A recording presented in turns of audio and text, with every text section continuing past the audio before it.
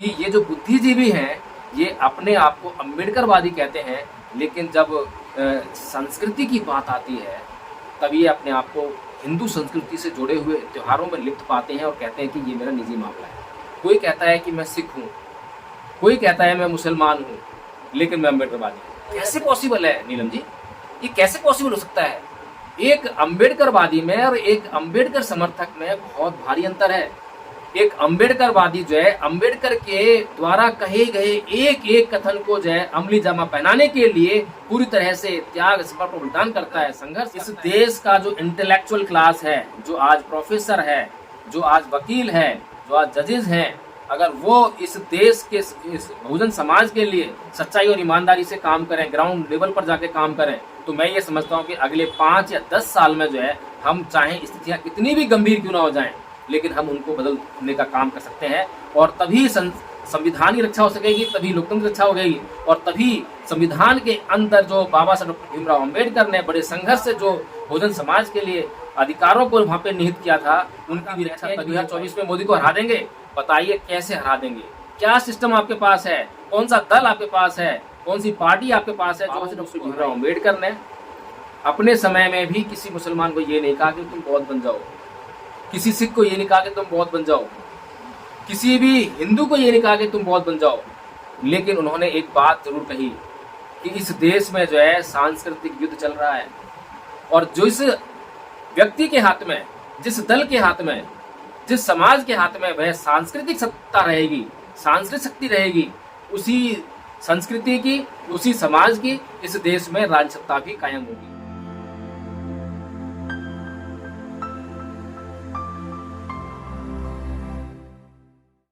नमस्कार, आप देख रहे हैं एनबी न्यूज 24x7 नीलम बोध के साथ। साथियों, मोहन भागवत की स्टेटमेंट लगातार आती रहती हैं। पिछले दिनों भी जिस तरह से आपने कई स्टेटमेंट सुनी होंगी, लेकिन अभी फिर से एक नई स्टेटमेंट को लेकर वादों में घिर गए हैं। जी हाँ साथियों, जिस तरह से उन्होंने बिल्कुल साफ साफ कहा है कि जो भारत का संविधान है और उसके अंदर जो इंडिया शब्द दिया गया है, उसमें संशोधन होकर उसको बदला जाए और संविधान से उस शब्द को हटा दिया जाए। जब से स्टेटमेंट आई है, बहुजन समाज के लोगों में काफी आक्रोश है, और इसी विषय पर चर्चा करने के लिए आज मेरे साथ में एडवोकेट जय भीम प्रकाश जी हैं। उन्हीं से जानना चाहूंगी, सर, जिस भारत देश के संविधान को लिखने के लिए डॉक्टर वी.आर. अम्बेडकर ने अपने 4 बच्चे कुर्बान कर दिए, अपनी जीवन संगनी को कुर्बान कर दिया, यहाँ तक कि उन्होंने तमाम सुख संसाधन इस देश के लोगों के लिए समर्पित कर दिए, लेकिन आज उसी संविधान के रचयिता डॉक्टर वी.आर. अम्बेडकर को कहीं ना कहीं अपमानित करने के लिए ये लोग जो संविधान में शब्द दिया गया है इंडिया, उसको हटाने पर तुले हुए। तो सर, किस तरह से देखते हैं? पहले तो थोड़ा इस पर प्रकाश डालें।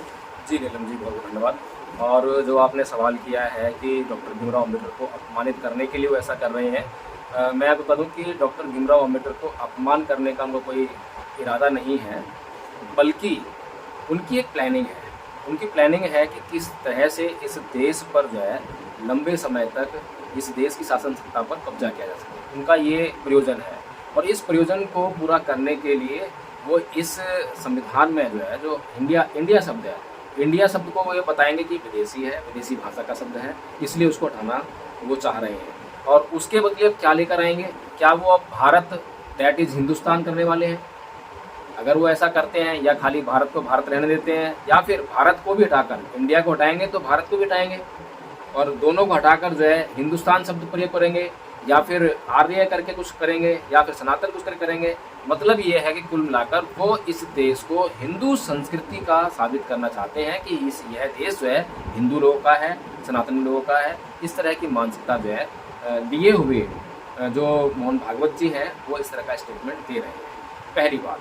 दूसरी बात नीलम जी ये है कि अब इसके लिए जिम्मेदार कौन है? ये बड़ा महत्वपूर्ण सवाल है। अगर मोहन भागवत आज ये बात कह रहे हैं, तो आज उनके पास ताकत है, और आज वो संविधान में कुछ भी कर सकने के लिए सक्षम है, तंत्र भी है। अच्छा, वे नहीं कर सकते क्योंकि वो कोई सरकारी पद पर नहीं है, कोई प्रधानमंत्री नहीं है, लेकिन वो एक सलाहकार है। हालांकि ऑथराइज सलाहकार नहीं है, लेकिन वो बैक डोर से, चोर दरवाजे से जो सलाहकार होते हैं, वो इस सरकार के सलाहकार हैं, और उनकी सलाह पर ही इस देश की सरकार चल रही है, ये सबको पता है।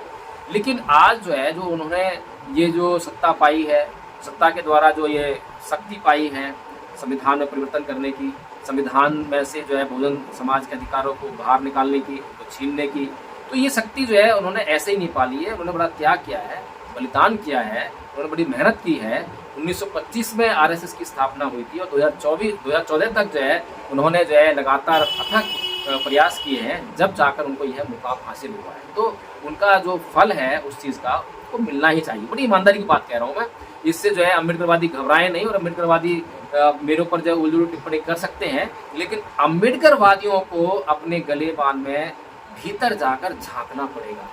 आज मैं उन तमाम बुद्धिजीवियों को जो है चुनौती दे रहा हूँ, जो बड़े बड़े मंचों पर जाकर जो है भाषण देते हैं, अपने गाल बजाते हैं। मुझे आज गुस्सा आ रहा है जब जाकर मैं ऐसी टिप्पणी करने के लिए मजबूर हूँ कि ये जो बुद्धिजीवी हैं ये अपने आप को अम्बेडकरवादी कहते हैं, लेकिन जब संस्कृति की बात आती है तब ये अपने आप को हिंदू संस्कृति से जुड़े हुए त्योहारों में लिप्त पाते हैं और कहते हैं कि ये मेरा निजी मामला है। कोई कहता है कि मैं सिख हूँ, कोई कहता है मैं मुसलमान हूँ, लेकिन मैं अम्बेडकरवादी हूँ। कैसे पॉसिबल है नीलम जी?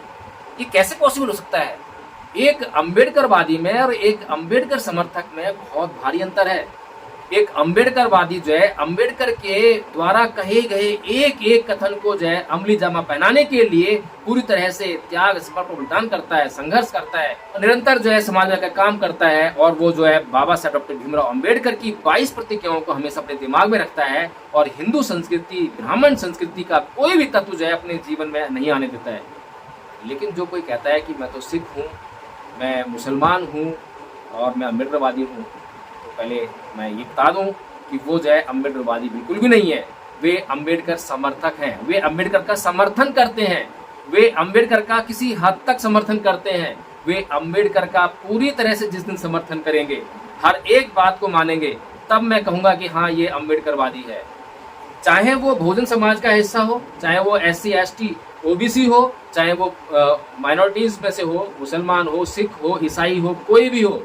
मैं लगातार ऐसी स्टेटमेंट सुन रहा हूँ। और नीलम जी, आपने लगातार सोशल मीडिया पर बहुत सारी ऐसी टिप्पणियां देखी होंगी, फोटोज देखे होंगे और उन पर कमेंट्स देखे होंगे कभी। और ये जो लोग अपने आप को अम्बेडकरवादी कहते हैं और उसके बाद ये कहते हैं कि होली मनाना मेरा जो है निजी मामला है, इसमें जो है कोई अम्बेडकरवाद वाली कोई बात नहीं है। अम्बेडकरवाद जो है खाली संविधान तक सीमित है, आरक्षण तक सीमित है, लोकतंत्र तक सीमित है, राजनीतिक सत्ता तक सीमित है। और कोई कहता है कि मैं सिख हूँ, मैं तो लोहड़ी मनाऊंगा, कोई कहता है मुसलमान हूँ, मैं तो ईद मनाऊंगा। देखिए, बाबा साहब डॉक्टर भीमराव अम्बेडकर ने अपने समय में भी किसी मुसलमान को ये नहीं कहा कि तुम बौद्ध बन जाओ, किसी सिख को ये नहीं कहा कि तुम बौद्ध बन जाओ, किसी भी हिंदू को ये नहीं कहा कि तुम बौद्ध बन जाओ। लेकिन उन्होंने एक बात जरूर कही कि इस देश में जो है सांस्कृतिक युद्ध चल रहा है, और जो इस व्यक्ति के हाथ में, जिस दल के हाथ में, जिस समाज के हाथ में वह सांस्कृतिक सत्ता रहेगी, सांस्कृतिक शक्ति रहेगी, उसी संस्कृति की, समाज की इस देश में राज्य सत्ता भी कायम होगी। तो ये तो इन लोगों को सोचना है, विचारना है, जो अपने आप, जो कि आज कोई प्रोफेसर है, कोई बहुत बड़ा वकील है, तो कोई जज है, तो इतनी बड़ी बड़ी पोस्टों पर आज ये लोग काम कर रहे हैं, जिनको कि लोग जो है बुद्धिजीवी कहते हैं, जिनके ऊपर लोग जो है विश्वास लाना चाहते हैं, जिनके पीछे जाकर जो है लोग उनको वोट भी देना चाहते हैं। लेकिन ये उनको विचार करना पड़ेगा आज कि वो अम्बेडकरवादी है या अम्बेडकर समर्थक है। मैं 2 शब्द दे रहा हूँ नीलम जी, और इन दोनों शब्दों को जो है अच्छी तरह समझना बहुत जरूरी है। एक उदाहरण के लिए बहुत मोटी सी बात कहना चाहूँगा, इस देश के लोगों ने बहुत अच्छी तरह से उसको देखा है कि समर्थक कौन होता है और विचारधारा वाला व्यक्ति कौन होता है। अगर मैं कहूँ कि कोई राजनीतिक दल जो है दूसरे राजनीतिक दल को सरकार बनाने के लिए समर्थन देता है, तो अब किसे क्या कहेंगे? जो समर्थन दे रहा है वो उसका समर्थक है, वो भीतर जाकर भी समर्थन दे सकता है, यानी कि उसकी सत्ता में जो मंत्री पद लेकर या उसकी सरकार में शामिल होकर भी समर्थन दे सकता है और बाहर रहकर भी समर्थन दे सकता है। लेकिन इसका मतलब ये कभी भी नहीं है कि जो सरकार बना रहा है दल, उसकी विचारधारा जो है, उस विचारधारा का वह दल भी समर्थन करता हो। विचारधारा समर्थन नहीं कर रहा है, वो केवल जो है उस सरकार बनाने के लिए अपना समर्थन दे रहा है। इसीलिए इस देश में जो लोग अपने आप को आज अम्बेडकरवादी कहने का काम कर रहे हैं, मैं उन्हें बताना चाहता हूँ और बहुजन समाज के आगे खुला चाहता हूँ। जो बहुजन समाज आज जो है गुमराह हो रहा है, आज जो है समझ नहीं पा रहा है कि कौन सच्चा है और कौन ईमानदार है। आज हम लोग जो है, ये मैं बार बार कह रहा हूँ, बार बार जहाँ पे मुझे मौका मिलता है मैं बताने का काम करता हूँ, प्रयास करता हूँ कि मेरे समाज के लोगों, तुम्हें ये समझ जाओ, बाबा साहेब का जो सीधा सीधा आपके लिए दिशा निर्देश है, बाबा साहेब ने ये जरूर कहा है कि राज्य सत्ता जो है आपकी सभी समस्याओं की चाबी है, ये बिल्कुल कहा है और वास्तव में ये सच्चाई है। लेकिन उसके साथ में राज्य सत्ता को कैसे प्राप्त करना है ये भी आपको तरीका बताया है। उसके लिए आपको गैर राजनीतिक दलों को मजबूत करने के लिए कहा है। आज आप कहते हैं कि 2024 में मोदी को हरा देंगे, बताइए कैसे हरा देंगे, क्या सिस्टम आपके पास है, कौन सा दल आपके पास है, कौन सी पार्टी आपके पास है जो उसको हराएगी। और आप कहते हैं कि मायावती को आप प्रधानमंत्री बना लेंगे, मुझे बताइए कि आप कैसे मायावती को प्रधानमंत्री बना लेंगे। तो नीलम जी, ये जो काम है प्रधानमंत्री को उसके पद से हटाने का और किसी को प्रधानमंत्री बनाने का, ये कोई एक दो दिन का खेल नहीं है, एक दो दिन का काम नहीं है। लोगों के दिमागों में जो संस्कृति रच बस गई है, उस संस्कृति को बाहर निकालना, फिर एक नई संस्कृति को डालना, ये थोड़ा सा लंबा काम है। आप ये देखिए कि ये जो हम जो काम करने वाले हैं, जो हम काम करने के लिए लोगों को प्रेरित कर रहे हैं, वो काम तो बहुत कठिन है, क्योंकि लोगों की एकदम से मनोदशा को बदलने वाला काम है। लेकिन ये देखिए कि इस देश के लोगों की, जो कि आरएसएस की विचारधारा के ही लोग थे, सारे लोग हिंदू थे, उनको भी इस देश में सत्ता हासिल करने के लिए, अपनी उस सांस्कृतिक विरासत को पक्का करने के लिए कितना लंबा समय लगा, लगभग 100 साल उन्हें जो है इस काम में लग गए हैं। तो आपको तो उस संस्कृति को उलट करना है, तो आपको तो जो है और लंबा संघर्ष लगेगा। लेकिन मैं ये बता दूं कि ये निराश होने वाली बात नहीं है। अगर इस देश का जो इंटेलेक्चुअल क्लास है, जो आज प्रोफेसर है, जो आज वकील है, जो आज जजेस हैं, अगर वो इस देश के इस बहुजन समाज के लिए सच्चाई और ईमानदारी से काम करें, ग्राउंड लेवल पर जाके काम करें, तो मैं ये समझता हूँ कि अगले 5 या 10 साल में जो है, हम चाहे स्थितियाँ कितनी भी गंभीर क्यों ना हो जाएं, लेकिन हम उनको बदलने का काम कर सकते हैं। और तभी संविधान की रक्षा हो सकेगी, तभी लोकतंत्र की रक्षा हो गई, और तभी संविधान के अंदर जो बाबा साहब डॉक्टर भीमराव अम्बेडकर ने बड़े संघर्ष से जो बहुजन समाज के लिए अधिकारों को वहाँ पे निहित किया था, उनकी भी रक्षा तभी हो पाएगी जब हम ये सांस्कृतिक परिवर्तन कर लेंगे। अन्यथा नीलम जी, मैं ये कहता हूँ, मैं चुनौती दे रहा हूँ, मैं चैलेंज कर रहा हूँ मैं इस बात के लिए, चाहे आप अगला 2024 का चुनाव देख लीजिए, चाहे उसके बाद कितने भी चुनाव देख लीजिए, क्योंकि इस बहुजन समाज के पास कोई सिस्टम नहीं है जिसके द्वारा वो किसी को हटाएगा और किसी को बनाएगा। आज जितने भी नेता आपको मंचों के माध्यम से दिखाई देते हैं, वो सत्ता की दौड़ में लगे हुए मुझे दिखाई दे रहे हैं। वे जो है कोई एमएलए बनना है, किसी को एमपी बनना है, किसी को जो है ये फिक्र नहीं है कि मैं इस देश का बुद्धिजीवी वर्ग हूँ, मैं इस देश के उस बहुजन समाज के लिए जो है मैं नीति का निर्माण कर सकता हूँ, मैं प्लानिंग कर सकता हूँ, और मैं ऐसी प्लानिंग करूंगा कि मेरा समाज जो सत्ता में जाएगा, मैं उसको एमएलए बनाऊंगा, मैं उसको एमपी बनाऊंगा। आज जो बुद्धिजीवी वर्ग को जो है इस बात पर अपनी नियत लेकर आनी पड़ेगी, अपनी ईमानदारी दिखानी पड़ेगी कि मैं जो है इस समाज से कुछ लूंगा नहीं, बल्कि इस समाज को दूंगा, इस समाज को मैं जो है नेता दूंगा, इस समाज को एमएलए दूंगा, इस समाज को एमपी दूंगा।